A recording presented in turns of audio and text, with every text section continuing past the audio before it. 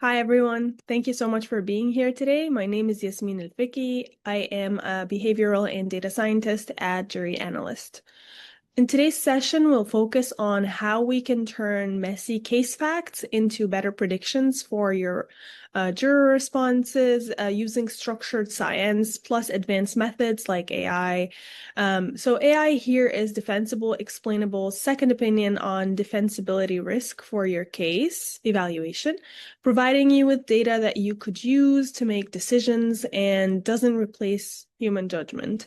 What it can do is organize records, case files, depots, etc., and surface what matters most across hundreds of files at once, turning noise into numbers and data that we can use to make decisions about the case.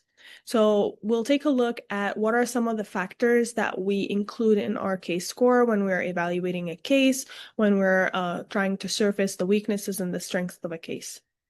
So, case evaluation in litigation often starts with a simple question: what might this case be worth?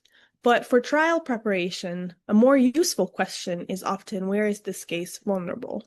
So, defensibility risk assessment is one way to structure that question. It is not the prediction of the outcome. It's a way to identify across several dimensions where the opposing narrative is likely to have traction and where the case may need the most work. What I'm going to show you is a structured scoring framework that brings together case assessment practice, juror decision-making research, and trial preparation judgment. The goal is not to replicate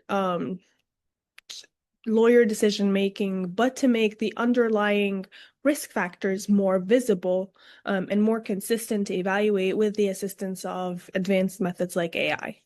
So I'll use case as an illustration, but the framework itself is broader than that. So before we go into the details of what are the factors that are included in the case score or the case evaluation and defensibility risk, first let me walk you through the case evaluation journey and how we feed the model the information about the case that are necessary in order to evaluate it accurately. So we upload the case documents, the facts and evidence, depots, motions, any information that you have about your case, any images, supporting documents, etc. And then our jury simulator or the AI model that we have synthesizes everything into a structured case summary ready for evaluation. So how that works is that jury simulator auto scores every factor. So the factors are liability, causation, damages, venue, and client. Or you can score it yourself and adjust the scores manually with the sliders that I'll show you later. So this scoring system that we're talking about doesn't necessarily have to be done with AI. It can be also done manually based on your expert judgment. However, we're going to show how AI can assist with that in a systemic manner. So what are those factors or dimensions that we are going to be talking about or considering when we're evaluating defensibility risk and evaluating our case and giving it score?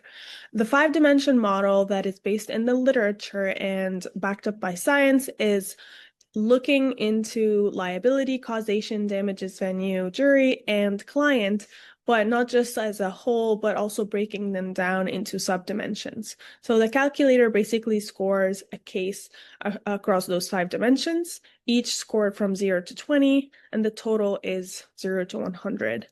And it maps to a defensibility risk classification. So in order to understand more how the model scores the case on each of the five dimensions, let's talk about the science or what the research says about each of the dimensions and what are the elements of each of the dimensions that are scored individually in order to give a total score out of 20 for each of the dimensions. So let's start with liability. Liability measures the strength of the legal narrative, element by element. So it's not just whether the claim is legally viable, but how cleanly the evidence maps onto each required element, what defenses are available, and how much complexity or ambiguity exists for the opposing side to exploit. Cases with clean rule violations, contemporaneous documentation, and a clear chain of causation on the liability side score high. Cases where the liability theory requires expert reconstruction or depends heavily on inferences can score lower. So the research on juror cognition is consistent on this point when defendants can introduce complexity, ambiguity about what the rule was, whether it was violated or whether the plaintiff contributed. So the jury outcomes can shift, and liability scoring captures how exposed that vulnerability is. And so some of the elements in there are code and regulatory violations, hazard visibility, safety culture, and spoliation of evidence. So the second factor is causation, and it's the dimension most critical to TBI cases specifically. The trial psychology literature is clear that jurors don't evaluate causation as a legal standard. They evaluate it as a narrative. So does the injury story make sense? Is the sequence coherent? Are there gaps that defense can occupy with an alternative explanation? So the causation score assesses the temporal link between incident and injury, the treating physician support, the quality and independence of expert backing, and the structural vulnerabilities. Treatment gaps, pre-existing conditions, imaging findings that don't match symptom representation. Any one of those can become the anchor for a defense narrative. Third is damages. In this framework, the damages score is not an estimate of what a jury will award. It measures how well the damage evidence supports the overall injury narrative. So injury severity, permanence, and documentation quality are the highest weighted factors because the research consistently shows that these are primary drivers of whether a jury believes the case, not just how they quantify it. So visible, permanent, well-documented impairment scores high. Contested etiology with inconsistent documentation can score lower, regardless of the actual severity of suffering. Again, these are just objective scores and weights that are based on research. The fourth dimension is venue injury, and it captures the structural risk that is embedded in where the case will be tried. Juror attitudes towards lawsuits, corporations, and personal responsibility can predict verdict direction a little bit more reliably than just demographic variables. Statutory caps, local corporate defendant perception, and the attitudinal profile of the jury pool all enter this score. So a case can be strong on every other dimension and still face significant defensibility risk based purely on venue. So venue information and venue data is really important to enter into this model. So client scores plaintiff risk factors as a jury would perceive them. Story consistency carries the highest weight in this dimension. The research is consistent that a single documented contradiction across deposition or medical records or prior statements can undermine the credibility of an otherwise strong case. Courtroom presence, sympathy factors, prior litigation history, and social media exposure are also all enter here. These are just not like peripheral concerns. Perceived plaintiff credibility is among the strongest predictors of verdict direction in the jury psychology literature. And so that's why we included all of these factors into the model as well. And we do recommend that these are scored manually because the model would not have enough information just from the case information about the client. Okay, now that we've talked about what dimensions and what elements are entered into the model scoring, let's get to the fun part and really explore how that looks like in practice. I've pre-scored a case, and we're not going to delve into the case facts because the point here is the score structure, not the fact pattern. So think about whether the pattern maps onto something that you're working on and try to apply this tool into a case that you're working on. So as you can see here in the tool, the overall score is out of 100, classified as defensible or higher defense risk, for example.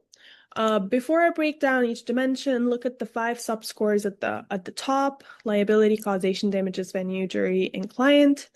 So we look at the dimensions with the lowest scores, which means that these are the areas where the defense has the most available narrative traction.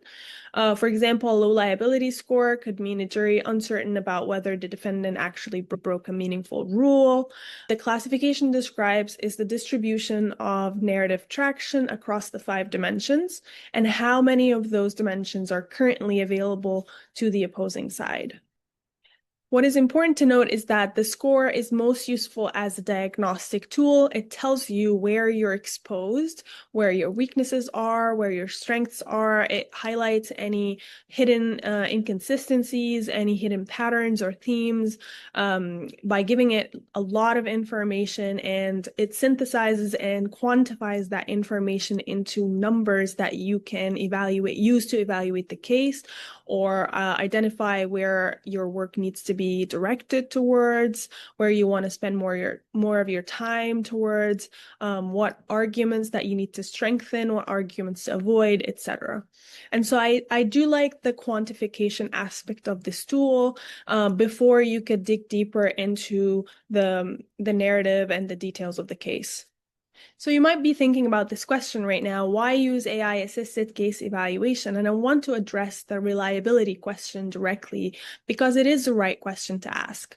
The argument for using a structured AI-assisted scoring model here is not that it knows more than we do, it's that it applies the same framework consistently and objectively.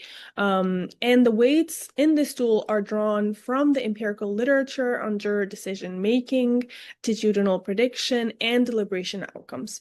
So each dimension weight is defensible against a published body of research. What the AI component adds is the uniform application of those weights, surface level detection of interaction effects between those factors and dimensions. For example, a weak client score amplifies risk from a weak causation score, for instance, and removal of the anchoring bias that comes from knowing the settlement history of similar cases. So we could treat the output as a structured second opinion, one that is consistent, traceable, and grounded in research. It is a decision support tool, not a verdict predictor. So the most valuable use of the score is to identify where the case is structurally weak while there is still time to address it. So let me